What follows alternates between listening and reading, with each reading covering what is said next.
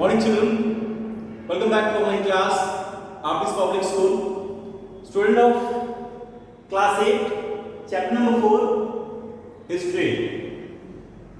And the topic name is Pigeons Revolt.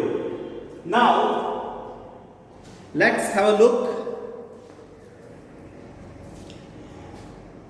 The disposed and opposed peasants led the revolt in Bihar, Bengal against the indigo planters, Jamindar, moneylender. However, they generated a great awareness among the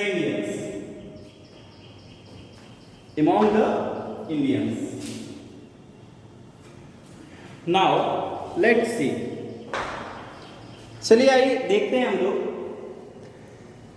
कि revolt होने का क्या कारण था। अच्छी बात है कि ब्रिटिशर्स जो है वो लगान ज़्यादा कमा रहे थे, मुनाफा कमाना कोई ख़राब बात नहीं है, मगर यह भी देखना चाहिए कि उससे जो लोग जुड़ा हुआ है क्या वो लोग खुश है क्या, क्योंकि अगर उनकी खुशी होती तो ये आज तक यहीं पे होते, भारत में ही होते, लेकिन इनको अपने मुनाफे से सिर्फ मतलब था और दुनिया कहीं चली जाए। तो देखिए इसमें क्या है कि मुनाफा तो धीरे धीरे ब्रिटिशर्स को होता जा रहा था, बट धीरे धीरे रेवेलियंस भी पैदा होते जा रहे थे, बढ़ते चले जा रहे थे। उनका सबसे बड़ा कारण यह था कि धीरे धीरे करके जिनकी भी अपनी अपनी जमीन थी उनको बेचना पड़ रहा था। एक तरह से कहें तो उनके पास लैंड एक ऐसी प्रॉपर्टी बन गई थी जो कि मुसीबत में काम आए, जिसको बेच करके आप अपना काम कर सकें। This was the most significant. तो देखते हैं हम लोग कि उसके बाद जैसे ही जो अपोज होने लगा, विरोध होने लगा, तो सबसे ज़्यादा अपोज वहाँ होने लगा जहाँ पे इंडिगो की खेती, टी की खेती, ये सभी जो है वह जबरन कराई जाती थी। तो ज़्यादातर जो है इससे प्रभावित बिहार, बंगाल, असम रहा, और उनमें वो सारे लोग हैं जो इससे लिप्त थे, जो कि जमींदार थे, मनीलेंडर थे, और जो प्लांटर्स जो खेती किया करते थे, उनके प्रति रेवेलियंस का विद्रोह थोड़ा ज़्यादा हो गया। Also, when the news of their outbreak and British colonial powers' miracles handing of them reached the outside world, and the real intent and interest of British were exposed. जो ब्रिटिशर्स का उपनिवेश था, शुरू से ही हमारा भारत जो है वो ब्रिटिशर्स का उपनिवेश रहा है। साथ ही यह भी हमें देखने को मिला कि उपनिवेश रहने के कारण इसका शोषण बहुत ज़्यादा हुआ है। कॉलोनीज या उपनिवेश उसको कहते हैं जिस पर किसी देश का अपना आधिपत्य रहता है और उसके नियमों को वह पालन करता है। भारत उसमें से भी एक था, और उसका आउटब्रेक हुआ, सबसे बड़ा उसका प्रभाव यह पड़ा कि लोगों को भी अब मालूम पड़ गया, पूरे विश्व को मालूम पड़ गया कि जो ब्रिटिशर्स थे या ब्रिटिशर्स उस समय रूल कर रहे थे, उनकी सबसे बड़ी जो आमदनी थी वह थी रेवेन्यू। तभी जाके इतनी बड़ी आर्मी को वो लोग आसानी से रख रहे थे और चल रहे थे। तो चलिए अब नेक्स्ट टॉपिक को देखते हैं। Now our next topic, the indigo revolt. Indigo revolt जो कि इसका सबसे महत्वपूर्ण चैप्टर है, उस वक्त से मैं बोलते जा रहा हूं इंडिगो इंडिगो इंडिगो,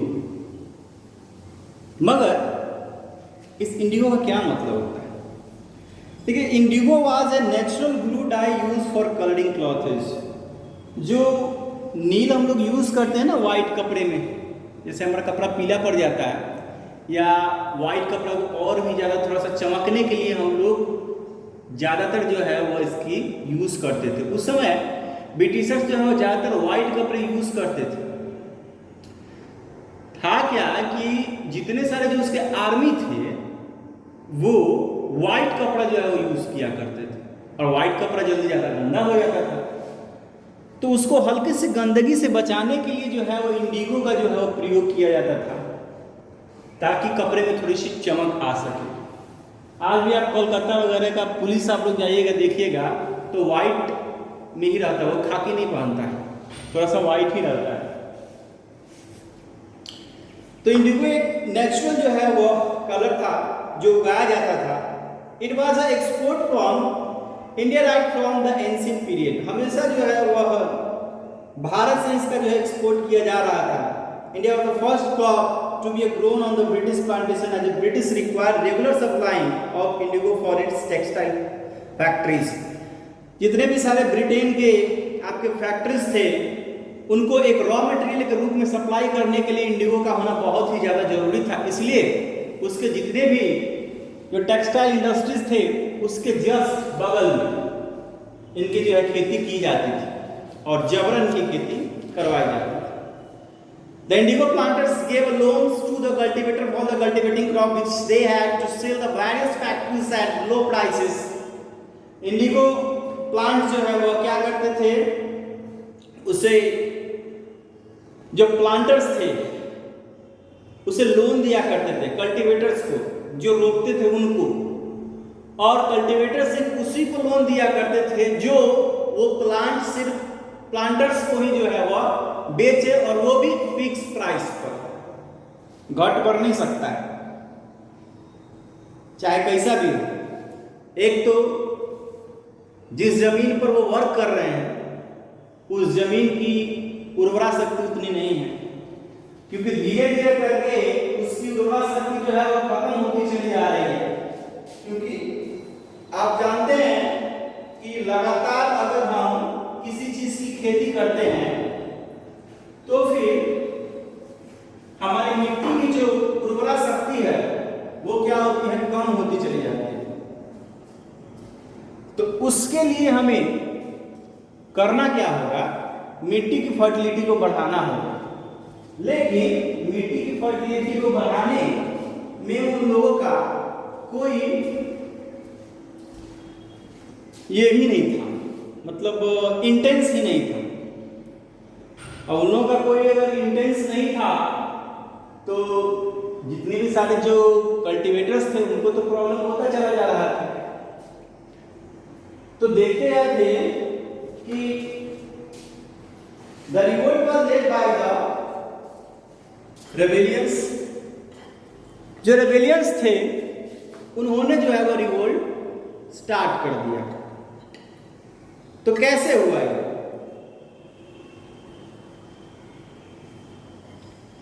तो in the year of 1859 the revolt against the British Nadia district, Bengal के जो नादिया डिस्ट्रिक्ट था वहां से विद्रोह होना प्रारंभ हुआ। धीरे धीरे करके यह विद्रोह थोड़ा और बढ़ता चला गया। And the revolt were led by the Vishnucharan विश्वास एंड द दिगंबर विश्वास। विष्णुचरण विश्वास जी और दिगंबर विश्वास जी ने उसको लीड किया, रेबेलियंस को इकट्ठा किया, और उसके नेतृत्व में रेबेलियंस आगे बढ़े। It saw the popular leader were Kader Molla of Pabna and Rafiq Mondal of Mondal, और भी सारे जो पॉपुलर लीडर उससे जुड़े वो थे। कादर मोला जो कि पबना से थे एंड रफीक मंडल जो मंडल से थे। And the revolt was suppressed by the British miraculously. लेकिन यहां भी वही बात आ गई धीरे धीरे करके कि रिवोल्ट को यहां दबा दिया गया ब्रिटिशर्स के द्वारा। तो आज के लिए बस इतना ही। मिलेंगे हम लोग नेक्स्ट टॉपिक के साथ इसी चैप्टर में।